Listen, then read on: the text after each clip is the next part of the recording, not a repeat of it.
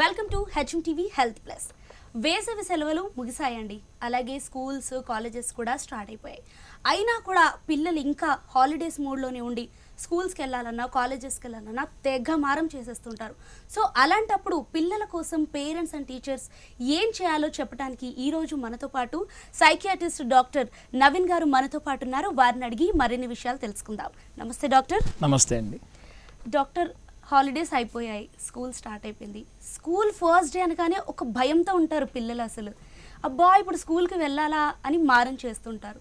So అలాంటప్పుడు పిల్లలతో teachers కానీ పిల్లలు కానీ ఎలా ప్రవర్తిస్తే మంచిదంటారు? ఎస్ అండి, ఇది వెరీ ఇంపార్టెంట్ టాపిక్. ఇప్పుడు స్కూల్ కొద్దిగా వెకేషన్ హాలిడేస్ తర్వాత మళ్ళీ రీఓపెన్ చేస్తున్నప్పుడు జనరల్గా వాళ్ళకు కాస్త స్కూల్ మళ్ళీ రీస్టార్టింగ్ ఆ షెడ్యూల్ వర్క్కి కొద్దిగా ప్రిపరేషన్ టైం లాగా కావాలి. దీంట్లో కొందరు పిల్లలు ఖచ్చితంగా ఇప్పుడే స్కూల్కి వెళ్ళను అన్న మారం చేస్తుంటారు. అప్పుడు అటువంటి టైంలో మనం గుడ్ ఐడియా పిల్లలకి ఇంకొక 1 డే ఎక్స్ట్రా ఒక టైం రిలాక్స్గా ఇచ్చి స్కూల్ స్టార్ట్ అయినా కూడా ప్రిపేర్ కావడానికి, మెంటల్గా ప్రిపేర్ కావడానికి కాస్త మనం ఒక టైం ఇవ్వడం బెటర్. ఇది గుడ్ ఐడియా. ఒక్కోసారి ఈ స్కూల్ స్టార్ట్ అయ్యేటప్పుడు వీళ్ళకు సపరేషన్ యాంగ్జైటీ లాగా వస్తుందా చెక్ చేయడం. అంటే ఇన్ని రోజులు కలిసి ఉన్నాం ఫ్యామిలీతోటి, ఇప్పుడు మళ్ళీ ఒక కొత్త ఎన్విరాన్మెంట్కి కొత్త క్లాస్కి వెళ్తున్నాము అన్నప్పుడు కాస్త వీళ్ళు టెన్షన్ అవ్వడం కానీ యాంగ్జైటీ అవ్వడం కానీ జరుగుతుంటుంది. అటువంటప్పుడు పేరెంట్స్గా మనం రికగ్నైజ్ చేసి వీళ్ళు రొటీన్గా ఈ క్లాస్లో ఉండే వర్క్స్ ఏంటి, వాళ్ళ హోంవర్క్ మనం సపోర్ట్ చేయగలుగుతాము, వాళ్ళ క్లాస్లో ఉండే కొత్త ఫ్రెండ్స్ మనం తెలుసుకోగలుగుతాము, టీచర్స్ తెలుసుకున్న వాళ్ళు ఉంటాము అన్నప్పుడు పేరెంట్స్ టీచర్స్ ఇంటరాక్షన్ వీళ్ళకి చాలా భరోసా వచ్చేస్తుంది. సో జనరల్గా స్టార్ట్ అయ్యేటప్పుడు ఒకసారి parents either mother father or both ఆ చైల్డ్తో పాటు స్కూల్కి వెళ్ళి ఆ స్కూల్ ఎన్విరాన్మెంట్లో ఒకరోజు మాట్లాడి రావడము, ఇలాంటి ప్రయత్నాలు చేస్తే చాలా ఈజీగా వాళ్ళు అడ్జస్ట్ కాగలుగుతారు. పైగా కొందరికి స్కూల్ స్టార్ట్ అయ్యేటప్పుడు కాస్త ఒకరోజు ముందుగా నిద్ర చాలా బాగా స్ట్రాంగ్గా ఉండడం మంచిది. వాళ్ళు ప్రిపేర్ చేస్తున్న ఫుడ్ వీళ్ళు కూడా ఒక డైలీ రొటీన్స్ లాగా ఉదయం లేచాక ఈ యాక్టివిటీస్లో పార్టిసిపేట్ చేయడం, ఇలాంటి కొన్ని రూల్స్, కొన్ని ఎక్స్పెక్టేషన్స్ చైల్డ్ నుంచి మనం స్కూల్ కాకుండా మిగతా యాక్టివిటీస్లో ఎంగేజ్ చేసినప్పుడు స్కూల్కి వెళ్ళడంలో ఉండే ఇబ్బందులు ఏంటో వాళ్ళు ఫ్రీగా ఓపెన్గా కమ్యూనికేట్ చేయగలుగుతారు. సో ఓపెన్ కమ్యూనికేషన్లో ఆ పిల్లవాడు ఎక్కడెక్కడ ఇబ్బంది పడుతున్నాడు, ఫ్రెండ్స్ తోట, లేకుంటే స్కూల్లో ఉండే ఒక అకాడమికల్ వర్క్ తోట, లేదంటే ఎన్విరాన్మెంట్ హాస్టల్ ఎన్విరాన్మెంట్ లాంటివి ఉంటాయి అనుకోండి, అలాంటి కొత్త వాతావరణానికి అడ్జస్ట్మెంట్లో కొద్దిగా ఇబ్బందుల ఇవి మనకు అర్థం కావడం జరుగుతాయి. ఎప్పుడైతే ఓపెన్ కమ్యూనికేట్ చేశాడో పిల్లాడు, పేరెంట్స్ అన్న వాళ్ళు మనము కాస్త వాళ్ళకు తన ఫీలింగ్స్ని అర్థం చేసుకున్నాం, వాళ్ళ మాటలు మనం విన్నాం అట్లీస్ట్ అన్న భరోసా ఇచ్చామనుకోండి, వాళ్ళు అక్కడికి వెళ్ళాక వాతావరణంలో అడ్జస్ట్ కావడానికి చాలా ఈజీగా దారి ఏర్పడుతుంది. డాక్టర్, మరి ఇప్పుడు స్కూల్లో ఫుడ్ వేరే ఉంటుంది, మన ఇంట్లో ఫుడ్ వేరే ఉంటుంది, చాలా తేడా ఉంటుంది రెండింటికి. సో అలాంటప్పుడు పిల్లలకి ఎలాంటి అంటే స్నాక్స్ టైప్స్లో ఎలాంటి ఫుడ్ ఇస్తే మంచిదంటారు? ఎస్ అండి, ఫుడ్ జనరల్గా బ్యాలెన్స్ డైట్ అంటాము. ఇది ఒక రకంగా చెప్పాలంటే ఈ బ్యాలెన్స్ డైట్ తోటి మనకు రోజువారీ కావాల్సిన యాంటీ ఆక్సిడెంట్స్ మనకు బాడీకి బ్రెయిన్కు అందుతాయి. దీంట్లో ఫ్రూట్స్, కొద్దిగా హెల్తీ స్నాక్స్ లాంటివి లైక్ మనకు ఫ్రైడ్ ఐటమ్స్ లాంటివి ఎంత వీలైనంత వరకు ఎక్కువగా అవాయిడ్ చేయడము, ఫ్రూట్స్ మన డైట్లో ఒక కామన్ పార్ట్గా పెట్టుకోవడము, వెజిటబుల్స్ కూడా నాన్ వెజ్తో పాటు వెజిటబుల్స్ని ఎక్కువ శాతం మనము ఎంకరేజ్ చేయించడము, వాటర్ సఫిషియెంట్గా వీళ్ళు తీసుకుంటున్నారా లేదా చెక్ చేయడము, ఇవి చాలా ఇంపార్టెంట్. ఎస్, ఎంత కాదన్నా కూడా ఇంటి వాతావరణంలో ఉండే ప్రిపేర్ అయ్యే ఫుడ్కి బయట వాతావరణంలో ఉండే ఫుడ్కి, ఎస్పెషల్లీ హాస్టల్ ఎన్విరాన్మెంట్లో కాస్త ముందుగానే తేడాలు మనం డిస్కస్ చేయడం వాళ్ళతోటి. వీటిలో మనకు ఉన్న చాయిసెస్లో హెల్తీ చాయిసెస్ పెరుగు, డైలీ కాస్త పెరుగు తీసుకోవడము, ఫ్రూట్స్ తీసుకోవడము, అలాంగ్ విత్ ఎగ్ లాంటి దాంతోపాటు మనము ఈ వెజిటబుల్స్ కూడా ఎక్కువ ఇంపార్టెన్స్ తీసుకోవడం, ఇవి ఇంపార్టెంట్గా మనం ఎంకరేజ్ చేయడం. ఇవి ఎక్కడి నుంచి వస్తాయి ఈ అలవాట్లు? ఫస్ట్ యాక్సెప్ట్ చేసే అలవాట్లు మన రొటీన్గా మన ఇళ్ళలో ఉండే వాతావరణము, ఫుడ్ ప్రిపేర్ చేసే విధానం ఏదైతే ఉంటాయో ఇవి కూడా కాస్త రోల్ మోడల్లాగా ఉండాలి హాస్టల్ ఎన్విరాన్మెంట్కి. అప్పుడు వీళ్ళు హాస్టల్లో ఉండే ఫుడ్ చాయిసెస్, ఫుడ్ ఐటమ్స్ ఏవైతే స్ట్రిక్ట్గా ఫీల్ అవుతారో ఇవే తినండి అన్న విధంగా, అవి మనం ఇంటి వాతావరణంలో పర్మిషన్ విపరీతంగా ఇచ్చేసి జొమాటో, స్విగ్గీ తోటి కాస్త జంక్ ఫుడ్కి ఎక్కువ అలవాటు అయినప్పుడు వీళ్ళకు చాలా కష్టసాధ్యంగా ఉంటుంది హాస్టల్ ఎన్విరాన్మెంట్లో తీసుకునే ఫుడ్. సో కాబట్టి మనము ఇంటి వాతావరణంలోని ఒక పాజిటివ్ ఫుడ్ హ్యాబిట్స్ మనం ఉంటే లైక్ ఫ్రూట్స్ తీసుకోవడము, వెజిటబుల్స్తో నాన్ వెజ్తో పాటు వెజిటబుల్స్ ఎక్కువ తీసుకోవడం, ఇంటి ఫుడ్ తోటి చేయడము, ఇలాంటివి మనం ఎక్కువ ఎంకరేజ్ చేయడం ఇంపార్టెంట్. స్కూల్ అయిపోయింది, హాలిడేస్ అయిపోయాయి. సో ఇప్పుడు టీవీకి కానీ సెల్ ఫోన్కి కానీ అడిక్ట్ అయిపోయి ఉంటారు ఈ హాలిడేస్లో అనమాట, బుక్స్ తీయకుండా. సో ఇప్పుడు స్కూల్ స్టార్ట్ అయిన వెంటనే వాళ్ళని స్కూల్ వైపు మళ్ళించాలంటే అసలు ఏం చేయాలి? సింపుల్ అండి. ఎప్పుడైతే స్కూల్ వాతావరణంలో మనం వెళ్ళేది పర్పస్, అక్కడ అదే ఏజ్ గ్రూప్ వాళ్ళు ఒక కామన్ గోల్ అంటే కామన్ ఎడ్యుకేషన్ తెచ్చుకోవడానికి అక్కడ ఒక లివింగ్ టుగెదర్ లాగా ఒక ఎన్విరాన్మెంట్లో ఉంటున్నారు. అదే స్కూల్ వాతావరణం అంటాం. ఇది ఎప్పుడైతే లర్నింగ్ ఎన్విరాన్మెంట్ లాగా, స్టిమ్యులేట్ చేసే ఎన్విరాన్మెంట్ లాగా ఆ చైల్డ్ ఫీల్ అవుతున్నాడా లేదా ఫస్ట్ అది అండర్స్టాండ్ చేసుకోవడం. అంటే అక్కడికి ఆ రోజులో అన్ని గంటలు స్పెండ్ చేసినప్పుడు I gain some this knowledge.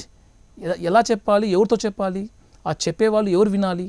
So ఇవన్నీ కూడా చైల్డ్ క్రియేట్ చేయగలితే, అది పేరెంట్సే ఫ్యామిలీ మెంబర్సే క్రియేట్ చేయగలితే డెఫినెట్గా ప్రతిరోజు కూడా చైల్డ్ నేర్చుకునే సబ్జెక్టు కానీ, ఆటలు కానీ, ఫ్రెండ్స్ యొక్క పేర్లు కానీ, వాళ్ళు ఎలా సోషలైజ్ అవుతున్నారు వాళ్ళ హాస్టల్ వాతావరణంలో కానీ, స్కూల్ వాతావరణంలో కానీ, వీళ్ళు చెప్పడంలో ఇంట్రెస్ట్ చూపిస్తారు.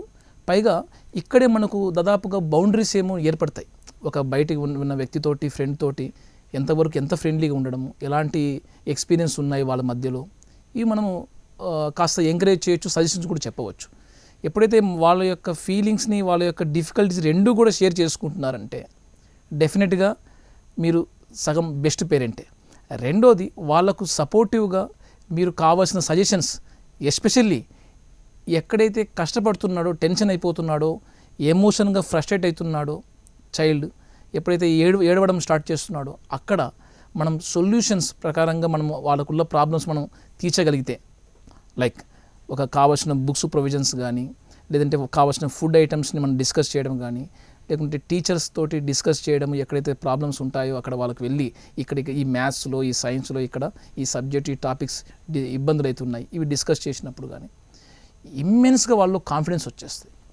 మరీ ఇంపార్టెంట్, వాళ్ళకు తెలియకుండా వాళ్ళలో ఉన్న కాన్ఫిడెన్స్ని మనం పేరెంట్ అన్న వాళ్ళు ఎంకరేజ్ చేయాలంటే ఇప్పటిదాకా ఇంట్లో కానీ స్కూల్లో కానీ ఒక కామన్ యాక్టివిటీ ఏదైతే ఈ పని నువ్వు చేసి పెట్టు అని ఒక గోల్ పెట్టి ఇచ్చామో అది చేసినవన్నీ మనం గుర్తు చేయాలి. నువ్వు అప్పుడు ఇలా చేసేవాడివి, ఈ వర్క్ అంటే పోయి తెచ్చి ఇచ్చేవాడివి, సో అన్నీ కూడా నువ్వు అక్కడ కూడా నేర్చుకున్నావు, ఎంత డబ్బు ఇచ్చారు, ఎంత ఎంత వెనక్కి తీసుకుంటున్నావు కిరాణా షాప్ నుంచి, ఇలా అన్నీ మనం ఎంకరేజ్ చేసినప్పుడు ఓకే నేను ఏ ఎన్విరాన్మెంట్ అయినా కూడా నేను చేయగలను అన్న ఒక కాన్ఫిడెన్స్ ఈజీగా అడ్జస్ట్ చేయడానికి పనికి వస్తాయి. Nice doctor. మరి ఇప్పుడు పిల్లలు ఒక స్కూల్ నుంచి వేరే కొత్త స్కూల్కి జాయిన్ అవుతుంటారు. సో అప్పుడు వాళ్ళు ఆ స్కూల్లో కొత్త కాబట్టి పాత పిల్లలు ఏం చేస్తుంటారంటే ఈ సీనియర్స్తో ఉన్న వాళ్ళని ఏడిపించడం కానీ, ఎక్కిరించడం కానీ ఇలా చేస్తుంటారు. సో అలాంటప్పుడు వీళ్ళని ఎలా జాగ్రత్తగా ఉంచాలంటారు పేరెంట్స్ కానీ, టీచర్స్ కానీ? ఇంపార్టెంట్ అండి. దీన్ని మనం బుల్లింగ్ అంటాం.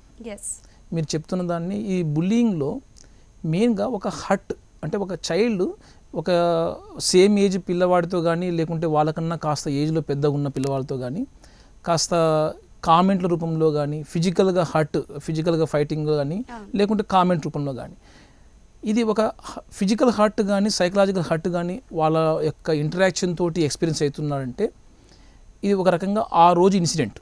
కానీ బుల్లింగ్ ఏమిటంటే రిపిటేటివ్ జరుగుతుందా, రిపిటేటివ్గా జరుగుతుంది అంటే హర్ట్ యొక్క సివియారిటీ ఆ పిల్లవాడి పైన మానసిక ఎదుగుదల పైన చాలా ఎఫెక్ట్ పడుతుందండి. ఓకే. మరీ ముఖ్యంగా పిల్లవాడు ఎప్పుడైతే బుల్లింగ్ కాగలుగుతున్నాడో వాడు పవర్లెస్గా ఫీల్ అవుతాడు. ఎవరైతే చేస్తున్నాడో వాడు పవర్ఫుల్గా ఫీల్ అవుతుంటాడు, అంటే కామెంట్ పాస్ చేసే వ్యక్తి. సో ఇక్కడ ఈ మల్టిపుల్ టైమ్స్లో రిపీటేటివ్గా జరుగుతుంది ఇలాంటి పవర్లెస్ ఎక్స్పీరియన్సెస్. వీళ్ళ కామెంట్ చేత, వీళ్ళ ఫిజికల్గా ఉండే డిమాండింగ్ చేత, ర్యాగింగ్ లాగా ఇలాంటి వర్డ్స్ మనం యూజ్ చేసుకుంటే ఈ బుల్లింగ్ ఆ వ్యక్తి యొక్క మానసిక ఎదుగుదల పైన ఎఫెక్ట్ పడుతూ వాళ్ళ డిప్రెషన్, యాంగ్జైటీ, ఈవెన్ కొన్ని పిల్లల్లో వాళ్ళ యొక్క వనరబిలిటీ ఉంటే సైకోసిస్లో కూడా వెళ్ళిపోతుంటారు.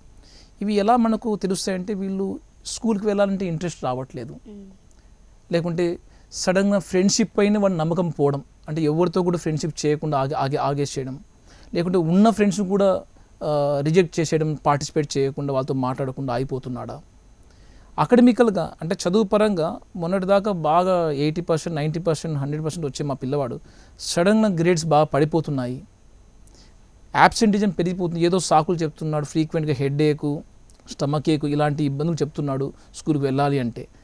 ఎక్కడో ఆ పిల్లవాడు అడ్జస్ట్మెంటు కొత్త స్కూల్కి మాల్ అడ్జస్ట్మెంట్గా గురవుతున్నాడు.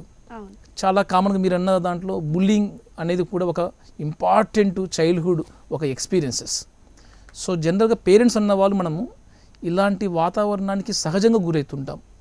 ఎవరు చిన్న పిల్లవాళ్ళు, వల్నరబుల్ ఏజ్ గ్రూప్స్ వాళ్ళు, అది స్కూల్ చైల్డ్ అయినా సరే, కాలేజ్ చైల్డ్ అయినా సరే, మనము ఆ అబ్బాయి యొక్క ఫీలింగ్స్ని మనం వినగలడం స్టార్ట్ చేస్తే ఖచ్చితంగా ఆ అబ్బాయి యొక్క ఎక్స్పీరియన్స్ చెప్పగలిగినప్పుడు ఎస్ చెప్పడము వినడం ఇవి రెండు జరిగితే ఫ్యామిలీలో చాలా వరకు మనము టఫ్ టైంలో మనకు అవైలబుల్ ఉంటారు మన పేరెంట్స్. సొల్యూషన్స్ వెంటనే దొరికినా దొరకకపోయినా కూడా తర్వాత ప్రాక్టికల్గా జరిగే సజెషన్స్ వాళ్ళు విన్నా కూడా వాళ్ళలో కాన్ఫిడెన్స్ వస్తుంది, అట్లీస్ట్ సైకలాజికల్ అఫెక్ట్ కాకుండా కాపాడగలవచ్చు. సో మొత్తానికి పిల్లలు అనేది పేరెంట్స్కి చెప్పాలి, పేరెంట్స్కి కానీ టీచర్స్కి కానీ. ఎస్ అండి. సో జనరల్గా పిల్లలు అన్న వాళ్ళు కొన్నిసార్లు వీళ్ళకు ఉండే స్కిల్స్ అంటే అసెప్టివ్ స్కిల్స్ అంటాం. అంటే తనకున్న భయాలు, ఆందోళనలు, ఇబ్బందులు ఇవి ఓపెన్గా చెప్పుకోవడం, ఓపెన్ కమ్యూనికేషన్, అది కొందరు పిల్లలు చేయలేకపోవచ్చు. కానీ ఫ్యామిలీ క్రియేట్ చేయాలి. పేరెంట్స్ అన్నవాళ్ళు లేదంటే ఇంట్లో ఉన్న ఎల్డర్స్ ఎవరైతే ఉంటారో అది ఫ్యామిలీలో ఓపెన్ కమ్యూనికేషన్ చాలా ఇంపార్టెంట్. తర్వాత స్కూల్ ఎక్కువ టైము చైల్డ్ అనేవాడు వాళ్ళ లైఫ్లో ఎక్కువ టైం స్పెండ్ చేసేది ఎక్కడ? స్కూల్లో. So teachers are the very highly responsible. School management is highly responsible. School management అన్న వాళ్ళు ఒక బుల్లింగ్ అంటే ఎక్కడైతే కండక్ట్ పిల్లవాడిలో ప్రవర్తనలో ప్రాబ్లమ్స్ వస్తున్నప్పుడు వాళ్ళు నోటిఫై చేయడము వితౌట్ ఫిజికల్ పనిష్మెంట్, ఎలా వాళ్ళని సైకలాజికల్గా చిల్డ్రన్స్ని బుల్లింగ్కి అఫెక్ట్ కాకుండా, బుల్లింగ్ చేయకుండా ఇద్దరిని ఆపగలగాలి, బ్యాలెన్స్ చేయగలగాలి. సో ఇద్దరికి ఎక్కువ రెస్పాన్సిబిలిటీ ఉంది. సో ఎప్పుడైతే ఓపెన్ కమ్యూనికేషన్ చేశాడో అప్పుడు మనం దాదాపుగా ఒక రకంగా కలిసి టుగెదర్గా మనము ఈ యొక్క ప్రాబ్లమ్ సాల్వ్ చేయగలుగుతాం. అంటే ఎవరైతే బుల్లింగ్ చేస్తున్నాడో ఆ పిల్లవాడితో మాట్లాడడం, సో ఎక్కువ కామెంట్ చేయడం వల్ల అబ్బాయిలో ఎఫెక్ట్ తగ్గిపోవడం, నువ్వు ఇండైరెక్ట్గా డైరెక్ట్గా వాడిని అకాడమిక్ గ్రేడ్స్ తగ్గించడానికి నువ్వు ప్రయత్నం చేయకపోయినా కూడా బట్ ఈ కామెంట్కి ఒక పవర్ ఉంది ఆ అబ్బాయి అఫెక్ట్ కావడంలో. If your togetherly growing then your whole school, your class strength, names and fames are getting increase అన్న ఒక భావం ఇవ్వగలిగితే జనరల్గా ఇద్దరిలో కూడా బ్యాలెన్స్ చేయడం జరుగుతుందండి. ఎస్, ఇంపార్టెంట్ ఫ్యామిలీలో మాత్రం ఖచ్చితంగా రెస్పాన్సివ్గా ఉండాలి, ఓపెన్ కమ్యూనికేట్ చేయాలి, తర్వాత కాస్త కూస్తో లర్నింగ్ టుగెదర్ కావాలి, కాస్త బౌండరీస్ కూడా గీయగలగాలి. ఇంతవరకు మనము బుల్లింగ్ని భరించవచ్చు, అంటే కామెంట్ని భరించవచ్చు. ఇంతకన్నా పరిధి దాటినప్పుడు yes you have to stand for yourself, yes stand up for your voice అని చెప్పడం అన్న ఒక భరోసా ఇవ్వగలిగినప్పుడు డెఫినెట్గా family will be the growth like. Doctor, ఇప్పుడు స్కూల్ పిల్లలనే కాదు, కాలేజెస్ పిల్లలు కూడా చాలామంది కాలేజ్కి వెళ్ళాలి కదా అన్నట్టుగా, తప్పదు కదా అన్నట్టుగా వెళ్తుంటారు, అయిష్టంగా వెళ్తుంటారు.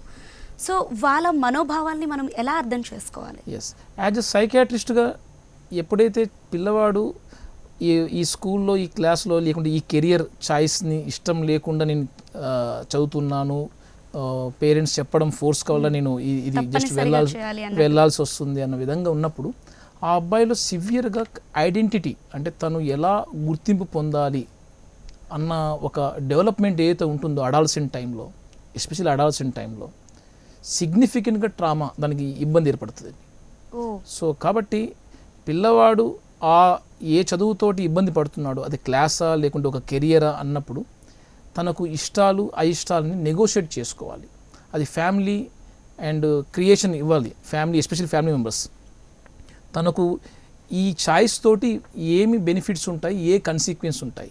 ఇప్పుడు అది చాయిస్ రాంగ్ అయినా కరెక్ట్ అయినా మనం ఇప్పుడు ఈరోజు జడ్జి చేసినప్పుడు తీసుకున్న చాయిస్కి కన్సిక్వెన్స్ ఉంటాయి, దీనికి లాభాలు రిస్కులు, దీనికి ఉన్న హార్డ్ వర్క్స్, దీనికి ఉన్న ఇంటెలిజెన్స్ స్మార్ట్ వర్క్స్, ఇంత అవసరం అన్న ఒక డీటెయిల్ అనాలిసిస్ మనం ఒకసారి కౌన్సిలింగ్ కూర్చొని డిస్కస్ చేయగలిగినప్పుడు డెఫినెట్గా చైల్డ్ యాక్సెప్టెన్స్ కానీ లేకుంటే హెల్తీగా తను టోటల్గా ఇంకొక చాయిస్ సెలెక్ట్ చేసుకోవడం కానీ జరుగుతుంది. ఇప్పుడు పిల్లలు 10th తర్వాత పిల్లల్ని ఇంటర్లో జాయిన్ చేస్తుంటారు, 10th తర్వాత ఇంటర్లో.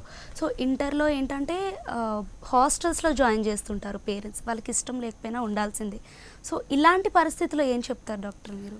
ఎస్ అండి, నేను చాలామంది ఈ మధ్య క్లినిక్స్లో వస్తుంటారండి, హాస్టల్లో అడ్జస్ట్మెంట్ కావట్లేదు మా పిల్లవాడు, ఎప్పుడు ఏడుస్తున్నాడు, జాయిన్ చేసినప్పటి నుంచి ఏడుస్తున్నాడు, మేమైతే 50,000 1,00,000 కట్టేశాం ఫీజు, మళ్ళీ ఇంకో చోటి వెళ్ళాలంటే చాలా ఇబ్బంది, ఆర్థికంగా ఇబ్బంది అన్న కంప్లైంట్స్ వస్తుంటారండి. నేనంటే హాస్టల్ ఆ పిల్లవాడు ఎలాంటి అర్థం చేసుకుంటున్నాడు, హాస్టల్ వాతావరణం, ఇంటి నుంచి హాస్టల్కి వెళ్తున్నప్పుడు ఏ రకంగా తన అండర్స్టాండింగ్ జరుగుతుంది. ఒక హాస్టల్ అన్నది ఒక ఎన్విరాన్మెంట్ క్రియేట్ చేస్తున్నారు, ఒక టుగెదర్, ఒక సోషల్గా ఒకటే ఏజ్ గ్రూప్ వాళ్ళు ఒక టుగెదర్గా లివింగ్ కావడానికి, ఒక గోల్ని చాలా ఈజీగా ఒక ఫోకస్గా చదవడానికి, ఒక ఫోకస్గా ప్రిపేర్ కావడానికి ఒక ఎన్విరాన్మెంట్ క్రియేట్ చేస్తున్నారు. సో అది హాస్టల్ ఎన్విరాన్మెంట్ యొక్క డిమాండ్స్. ఎస్, డెఫినెట్గా హాస్టల్ యొక్క లైఫ్ స్టైల్ చూస్తే, ఇంటి లైఫ్ స్టైల్ చూస్తే, హాస్టల్ యొక్క లైఫ్ స్టైల్ చాలా స్ట్రక్చర్గా ఉంటుంది. ఉదయం ఇంతకు లేయాలి, టిఫిన్ ఇక్కడ నుంచి ఇక్కడ దాకానే ఉంటుంది, బ్రేక్ఫాస్ట్లు, లంచ్ ఈ ఐటమ్స్ ఇప్పుడు ఈ అవర్స్లోనే ఉంటాయి, నైట్ డిన్నర్ ఇప్పుడు దాకా ఉంటుంది, ఇన్ని అవర్స్ స్లీపింగ్ అవర్స్ అని ఏదో సంథింగ్ ప్రాపర్ టైమింగ్స్. ఎగ్జాక్ట్లీ. కొన్ని ఇంకా చెప్పాలంటే ఇంటర్మీడియట్ ఇట్లాంటి నీట్ ప్రిపరేషన్ కోచింగ్ సెంటర్స్ అయితే స్టడీ అవర్స్ లాగా క్లాసులు స్టడీ అవర్స్తో మిక్స్గా ఉంటుంది. అంటే టోటల్ ఒక డైలీ ఒక స్ట్రక్చర్ ఉంటుంది హాస్టల్ లైఫ్. అది ఇంటి లైఫ్ చాలా డిజార్గనైజ్గా ఉంటుంది, ఇంకా చెప్పాలంటే అన్స్ట్రక్చర్గా ఉంటుంది, మన ఇష్ట తీరులో నడుస్తుంది. ఎగ్జాక్ట్లీ. సో కాబట్టి మనకు ఇది ఒక రకమైన కాంపిటేటివ్ లెర్నింగ్. ఒక నీట్ ఎగ్జామినేషన్ కానీ ఇంటర్మీడియట్ కానీ ఏదైతే ఉందో ఇది just is not for the knowledge లెర్నింగ్తో పాటు ఇది ఒక కాంపిటేటివ్ లెర్నింగ్ లాగా ఉంది, కాంపిటేటివ్ ఎగ్జామ్ ఫేస్ చేయాలి కాబట్టి. సో కాబట్టి హాస్టల్ ఎన్విరాన్మెంట్ మనకు ఒక better place for the whole gathering of the information అంతా దొరుకుతుంది. అక్కడ కావాల్సిన ఫుడ్ ఐటమ్స్ మనకు వితౌట్ మచ్ వేరియేషన్ కాకపోయినా కూడా అట్లీస్ట్ హెల్తీగా మనకు దొరకగలుగుతుంది, హైజీన్ ఫుడ్, హెల్తీ ఫుడ్ మనకు దొరకగలుగుతుంది. పైగా మనకి ఎక్కడైతే టీచర్సు, లెక్చరర్సు, మనకు కొలీగ్ పీర్ గ్రూప్స్ వీళ్ళందరూ కూడా ఆ చదువు సంబంధించిన డౌట్స్ కానీ ఇన్ఫర్మేషన్ కానీ పాస్ కానీ ఈజీగా ఛాన్స్ ఉంటాయి అని ఒక రకంగా ఈ రకమైన అండర్స్టాండింగ్ ఉన్నప్పుడు హాస్టల్ ఎన్విరాన్మెంట్ని జనరల్గా ఎందుకు బేర్ చేయాలి? ఈ ఇంటి నుంచి మనం హాస్టల్ ఎన్విరాన్మెంట్ రావడంలో 2 ఇబ్బందులు. ఒకటి, ఆ స్ట్రక్చర్ వాతావరణం అలవాటు పడుతున్నామా లేదా. రెండోది, పేరెంట్స్ దగ్గర నుంచి మనం విడిపోయి కొన్ని రోజుల పాటు ఉండాల్సి వస్తుంది. ఇది మూడోది, కొత్త ఫ్రెండ్స్ తోటి అడ్జస్ట్మెంట్ కావడం. అంతే, రూమ్మేట్స్ ఏవైతే ఉంటారో ఈ కొత్త వాళ్ళు వస్తుంటారు, విజయవాడ నుంచి, గుంటూరు నుంచి, మన హైదరాబాద్ నుంచి ఏర్పడుతుంది. సో రకరకాల ఫ్యామిలీ బ్యాక్గ్రౌండ్ నుంచి వస్తారు వాళ్ళు, రకరకాల ఎన్విరాన్మెంట్ నుంచి వస్తారు. సో కాబట్టి లివింగ్ టుగెదర్నెస్ ఒక రకంగా చెప్పాలంటే సోషల్ లైఫ్ అనేది మ్యాక్సిమం అడాప్టేషన్ మనం ఉంటున్నామా లేదా అన్నది హాస్టల్ ఎన్విరాన్మెంట్ డిమాండ్ చేస్తుందండి, ఆ ఎన్విరాన్మెంట్. సో ఇక్కడ నువ్వు పేరెంట్స్ నుంచి మనం పర్మనెంట్గా దూరం కావట్లేదు. ఫర్ ఎగ్జాంపుల్ మ్యాటర్ ఆఫ్ ఒక దసరా హాలిడేస్, లేకుంటే ఒక రకంగా సంక్రాంతి హాలిడేస్, ఎగ్జామినేషన్, ఫెస్టివల్ హాలిడేస్తో పాటు మధ్య వెళ్ళొస్తుంటాం. ఈ 1 month 2 months 3 months of together మన సపరేషను పర్పస్ ఏంటంటే ఈ సపరేషన్ మనకు గ్రోయింగ్ పనికి వస్తుంది, మన కెరియర్ చాయిస్ బిల్డ్ పనికి వస్తుంది, మన ఐడెంటిటీని మన సొసైటీలో ఒక స్ట్రాంగ్గా స్టెబిలైజ్ చేస్తుంది. అందుకోసం నేను ఈ 1 month 2 months ఉండగలుగుతున్నాను. పర్మనెంట్గా దూరం పోవట్లే వీళ్ళతోటి. హాస్టల్లో ఉన్న వాళ్ళతో మనం పర్మనెంట్గా కూడా ఉండట్లేదు. సో ఈ భావం మనకి ఇచ్చినప్పుడు పిల్లవాళ్ళలో ఆ చైల్డ్లో ఒక ఈజీనెస్ వచ్చేస్తుంది. ఎస్, డిఫరెంట్ పీపుల్స్ డిఫరెంట్ కల్చర్స్తో ఉన్నప్పుడు ఒపీనియన్స్ని, నీ ఒపీనియన్ నా ఒపీనియన్ వేరువేరుగా ఉన్నా కూడా ఎలా మనము టుగెదర్గా అండర్స్టాండ్ తోటి మనం బేర్ చేయగలుగుతున్నాం అంటే ఒక సోషల్ లైఫ్ మనకు ఒక అలవాటు పడుతుంది. అడ్జస్ట్మెంట్స్ ఇక్కడ మనము కొన్ని జాగ్రత్తలు తీసుకోవాలి హాస్టల్ లైఫ్లో ఉన్నప్పుడు. ఏంటంటే అలాంటివి ఏంటంటే ఇప్పుడు చైల్డ్ ఉన్నాడు, ఆ పిల్లవాడు కొత్త రూమ్మేట్స్తో ఉన్నప్పుడు ఫస్ట్ ఆఫ్ ఆల్ మనము స్మెల్లీ స్నాక్స్ ఐటమ్స్ ఏదో ఉంటాయో ఇంట్లో వేరే వాళ్ళకి ఇబ్బంది కలగవచ్చు, నాన్ వెజ్ ఐటమ్స్. సో ఇక్కడ ప్రికాషన్ తీసుకోవడం, లైట్స్ ఆఫ్ లైట్ ఆన్లు, మనము వాళ్ళు ఇంకోరు పడుకుంటున్న టైంలో మనం లైట్స్ ఆన్ చేసి ఇబ్బంది పడడము. సో ఇవన్నీ కొద్దిగా రూమ్మేట్స్ అడ్జస్ట్మెంట్స్కి.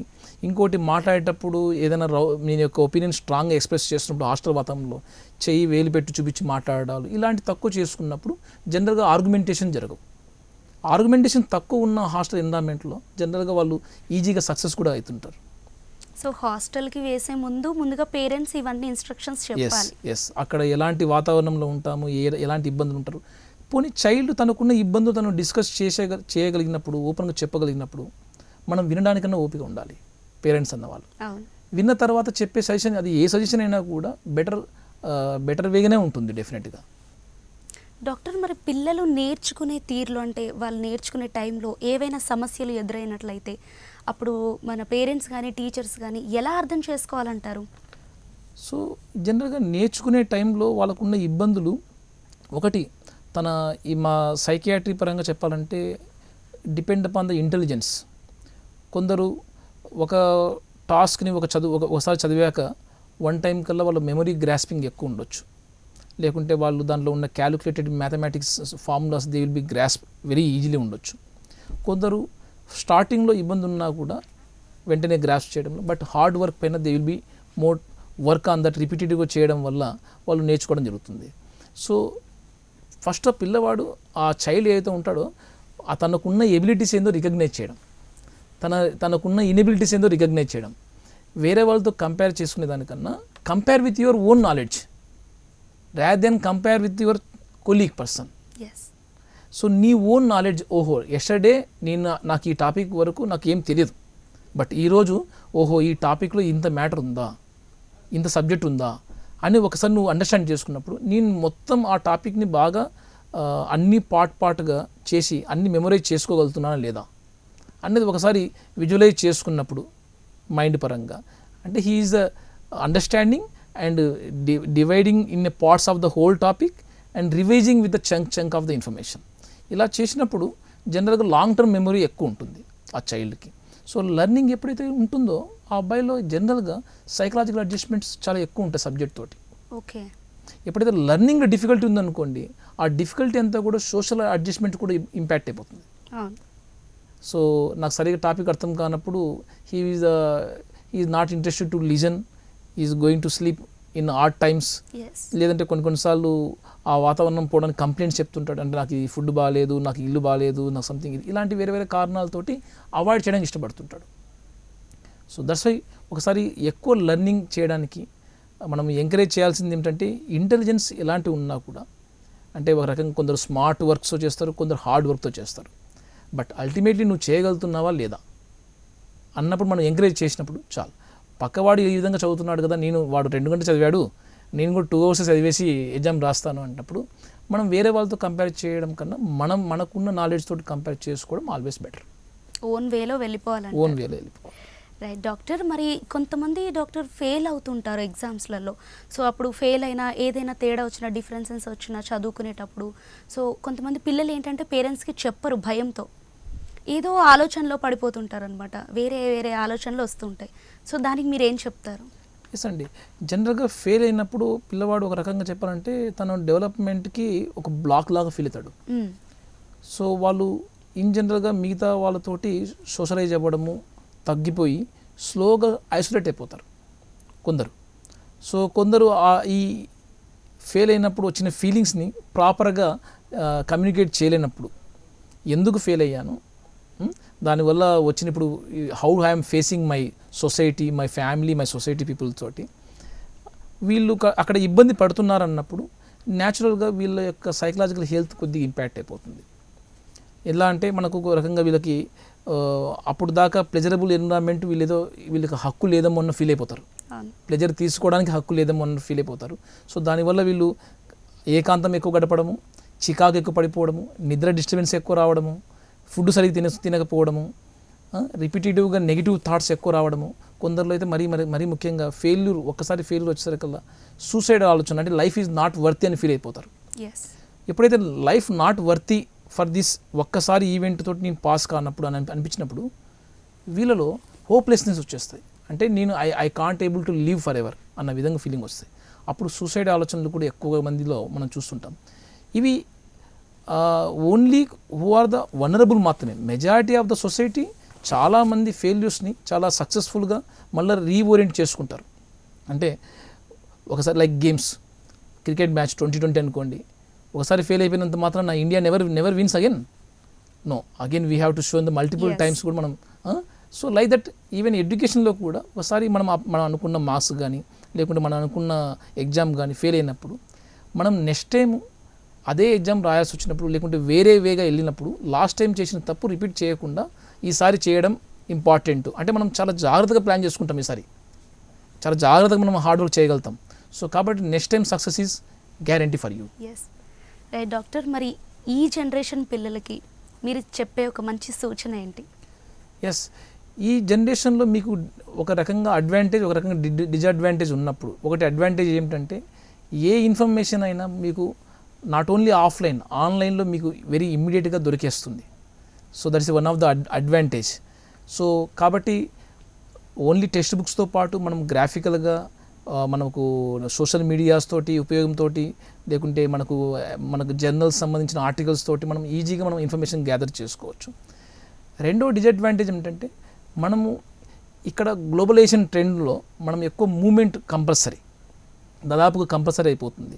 సో కాబట్టి ఈ జనరేషన్ పిల్లవాళ్ళలో వేరే వేరే ఎన్విరాన్మెంట్ కొత్త ఫ్రెండ్స్ తోటి మనం ఎక్స్పీరియన్స్ కావాల్సి వచ్చినప్పుడు వాళ్ళ యొక్క రొటీన్ వర్క్స్ డిస్టర్బ్ కాకుండా, వాళ్ళ కాన్ఫిడెన్స్ తగ్గిపోకుండా, బుల్లింగ్కి ఎక్కువ గురి కాకుండా, ప్రాపర్గా బ్యాలెన్స్ డైట్ తీసుకుంటూ మనం వెళ్తున్న న్యూ ఎన్విరాన్మెంట్ ఏదైతే ఉందో ఆ కెరియర్ని ఆ ఎడ్యుకేషన్ని మనం అచీవ్ చేస్తే మనకు ఫర్దర్గా బెనిఫిట్స్ ఉంటాయి అని విజువలైజ్ చేసుకుంటూ వాళ్ళు సక్సెస్ఫుల్గా చదవడం ఇంపార్టెంట్.